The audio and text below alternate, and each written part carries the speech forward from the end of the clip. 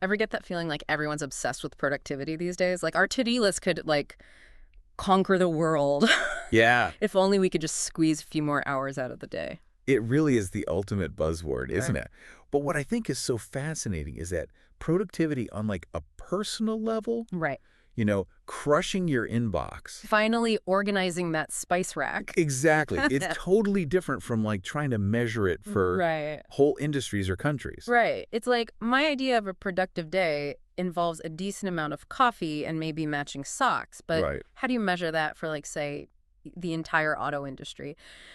Luckily for us, Yeah. the OECD literally wrote the manual on this, They did. measuring productivity.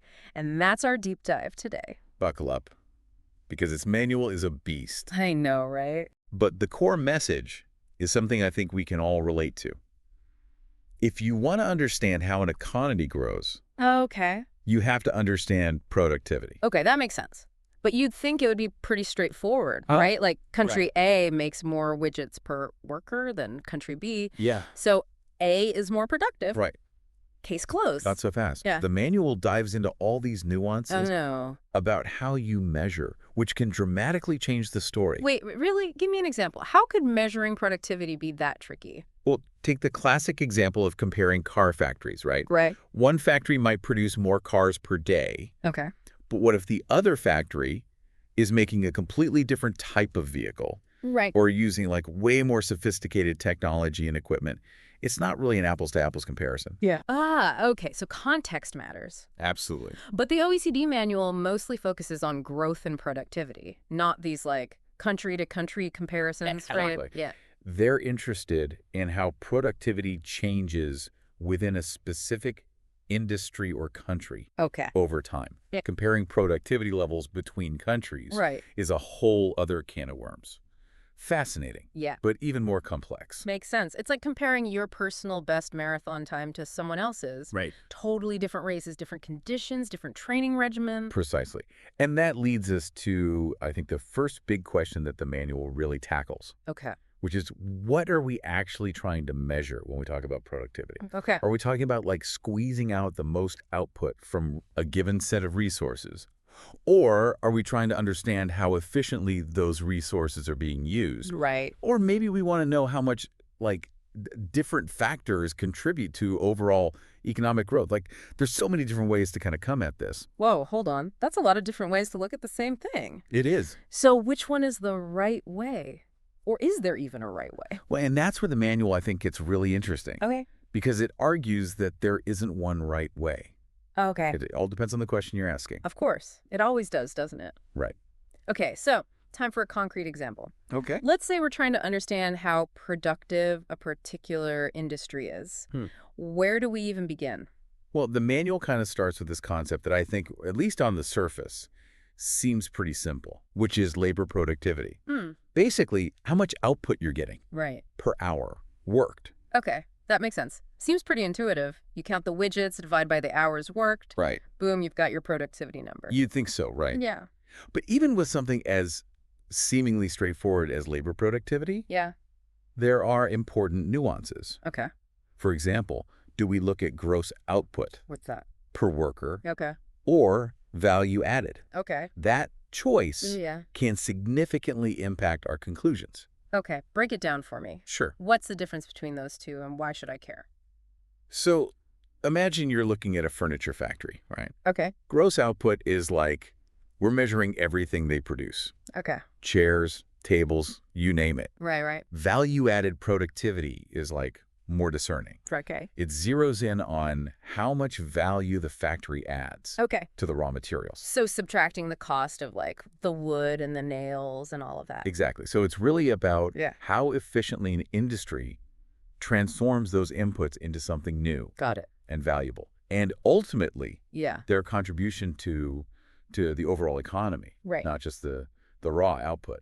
That makes sense. Otherwise, you're giving all the credit to the lumberjack and not the craftsperson, right? Precisely. And the manual uses this fascinating example to kind of illustrate this point. Okay. They look at the Finnish machinery industry back in the 1990s, Okay. and they show that if you only look at gross output, Yeah. productivity growth looks much higher Okay. because they were outsourcing a lot of production. Right. But when you actually look at the value added, their actual contribution Right. to the final product, Yeah. it it wasn't growing as fast. So it's like judging a bakery on how many bags of flour they buy Right, exactly. instead of how many delicious loaves of bread they're baking, right? Yeah. Yeah. It's like the simple number doesn't always tell the whole story. Exactly. Exactly. And it gets even trickier, believe it or not, Oh, no. when we start talking about capital. Capital, like how much money a company has in the bank. Well, not quite in this context. Okay. Capital refers to like all the machinery, the equipment, Okay. the buildings that industries use Okay. to produce goods and services. Okay, so we're talking about like the tools of the trade, not just cash on hand. Right, exactly. And measuring capital productivity, it isn't as simple as just like counting up all the machines on a factory floor. Right. The manual really emphasizes this idea of you need to understand the flow of services Okay. that those machines are providing. So not just how many machines, but like how much use are you getting out of them? Exactly. Kind of like how much mileage you get out of a car, not just whether you own one or not. That's a great analogy. Okay. And so this is where this concept of user cost comes in. User cost. Yeah, user cost of capital, Okay. which is it goes beyond just the initial purchase price. Okay. You have to factor in things like depreciation, Right. interest rates, Okay. even like anticipated changes in the asset's value over its lifetime. Wow. That's a lot to try to It calculate. gets complicated quickly. Yeah. It's like you're trying to predict the economic lifespan of like, I'm gonna have a robot on an assembly line or something. Yeah, it definitely gets complex. But it's essential for understanding Yeah. how efficiently capital is actually being used. So you're looking for those industries that are really getting the most bang for their buck, so to speak, when Right. it comes to their equipment and infrastructure. Exactly. But then how does this like this user cost idea, how does that differ from how we normally think about like the value of, I don't know, a machine or something like that? Well, it's a shift in perspective, I think. So, when we think about things like wealth accounting, Okay. we typically focus on market value. Okay. Like, what could you sell that machine for Today. today? Yeah. Exactly. Right.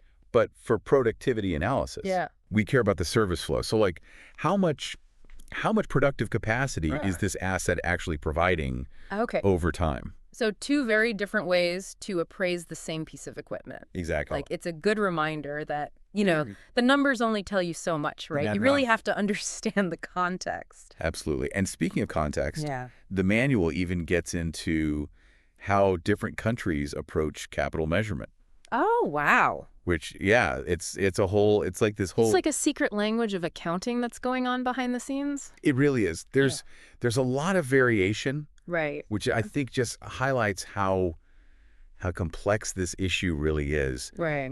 And believe it or not, we're still kind of just scratching the surface here. There's another layer Okay. of complexity that the manual digs into Get me with it. that I think is particularly relevant in Yeah. today's economy. Okay, what other productivity puzzles are lurking out there? Well, think about like trying to measure the output Okay. of a service-based industry, right? Yeah. Like software development. Right. Or accounting for the fact that like computers today Right. are vastly more powerful than they were even just a few years ago. Right. Even if the price tag seems pretty similar. Yeah. Like, how do you measure quality changes like that? Right. It's like my phone can probably do more than a supercomputer from the 90s. Exactly. But how do you capture that improvement in like a meaningful way? That's the million-dollar question. Right.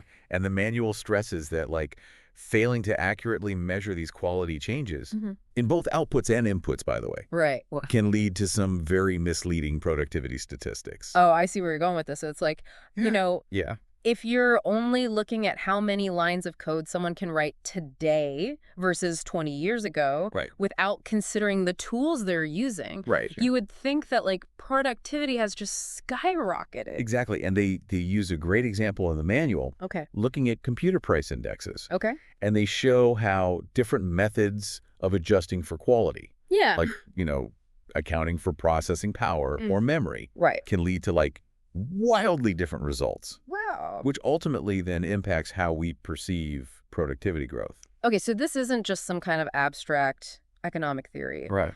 These measurement choices have like real world implications. Absolutely. And I think the point is that Yeah. these misleading productivity numbers Yeah. can have this ripple effects, right? Yeah, right. It can lead to like misinformed policy decisions Right. that then impact everything from like, Yeah. investment strategies, to even wage negotiations. Wow, that's a sobering thought.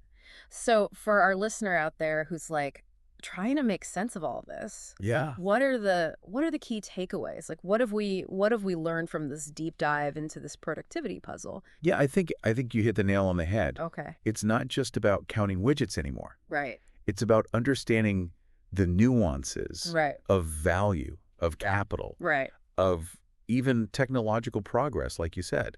Right. And it sounds like it's really about asking the right questions at the start. Yes, exactly. Like what are we actually trying to measure? Right, exactly. What are the limitations What are the limitations of our data? of our data? Right. Yeah. How How many how do contracts these are charged? different measurement choices actually change our understanding of what's going on? It's like my grandma always used to say, Yeah. you can't compare apples to oranges. Right. Or in this case, maybe it's like, Right. you can't measure a smartphone with an abacus or Yeah, something. you're getting it. Something like that. Yeah, I think the OECD manual Yeah. really lays the groundwork Okay. for understanding these complexities. Okay. I mean, it doesn't give us all the answers. Right. Right. But it gives us this framework for thinking critically about it. Yeah. Right. So the next time I see a headline about Yeah. soaring productivity or plummeting productivity, Right. I should be asking hold on a second. How did they measure that? Exactly. And don't forget about all those kind of less tangible factors that we talked about. Right, like the quality. The quality improvements, the innovation, Yeah. that human element. Right. Those things might not show up Right. in the economic models, Right. but we know they're huge drivers. Huge. Yeah, absolutely. Productivity growth. Yeah. I love that. So it's like that old saying, work smarter, not harder. Maybe we need to update that for the 21st century, and it's I like it. measure smarter, not just more. Something. Yeah, there you go. Yeah. Yeah, measure smarter, not just more. I think that's a great takeaway. I think so, too. Well, this has been fascinating.